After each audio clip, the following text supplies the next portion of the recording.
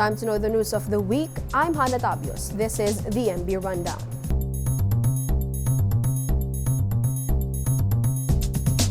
After appointing the new Bureau of Corrections or BuCor Chief, President Rodrigo Duterte gave his marching orders to former jail warden and now BuCor Director General Gerald Bantag.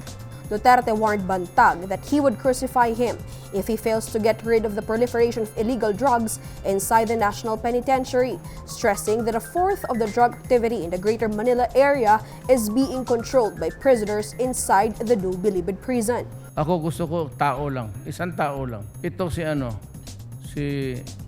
pangalan nito? Si Bantag. Bantag. I'll just talk to him. Sabihin ko kung hindi mo kaya, ikaw ang ipako ko sa cross dyan sa gitna ng compound.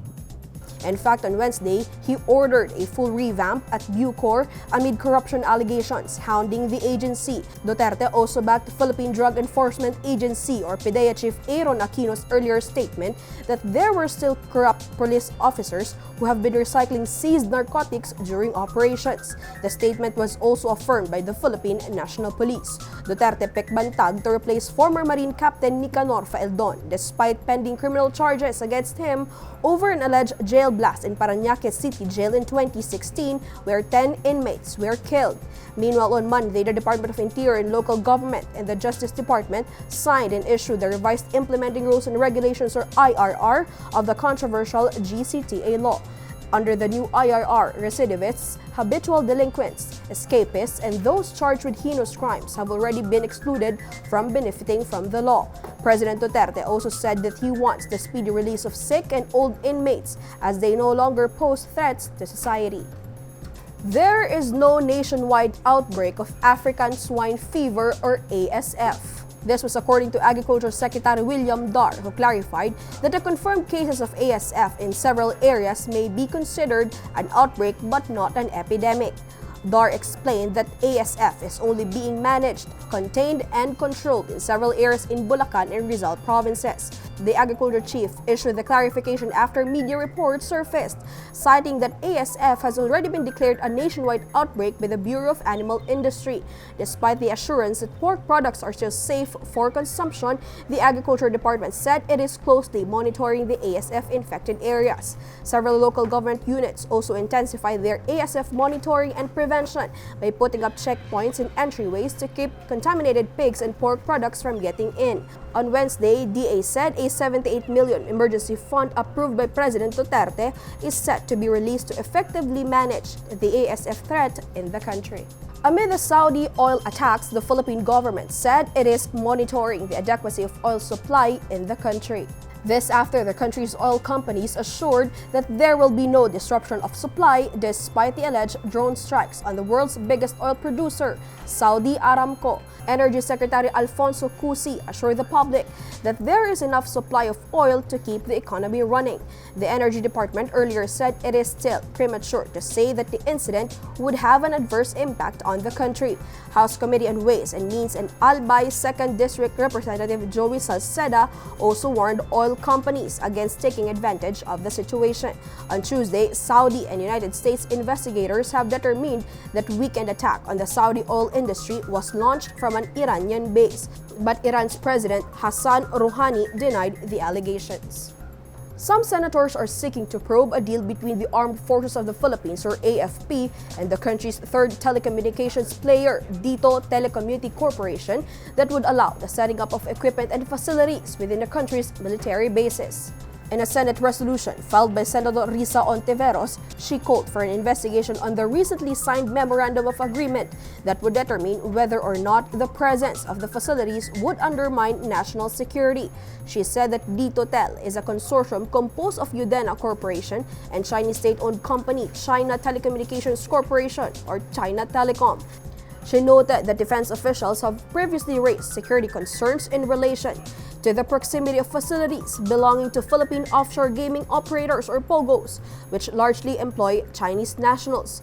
Hontiveros filed the resolution after Defense Secretary Delfin Lorenzana said he was unaware of the alleged agreement. Some senators also expressed concern over the matter, including Vice President Leni Robredo.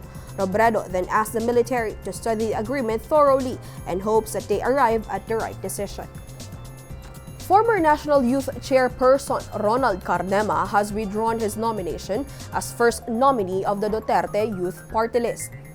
In the notice of withdrawal, Cardema said he was sacrificing himself for the party list so the Commission on Elections, or COMELEC, may now proceed to the immediate release of the Certificate of Proclamation, or COP. A COP is a requirement by the House of Representatives in allowing winning congressmen to assume their posts. But the Commission en banc decided to withhold Duterte's Certificate of Proclamation due to pending cases against Cardema. In his withdrawal letter, Cardema blamed COMELEC Commissioner Rowena Guanzon for an alleged public harassment. He lamented that Guanzon has been slandering and destroying the party's reputation in public, allegedly calling more than 350,000 voters as stupid.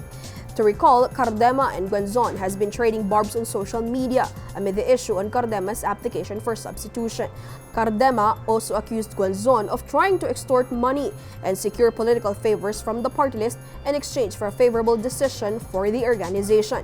But Guanzon denied all allegations. In a Twitter account, Guanzon said Cardema's notarized statement is also libelous. Meanwhile, these are the other top news of the week.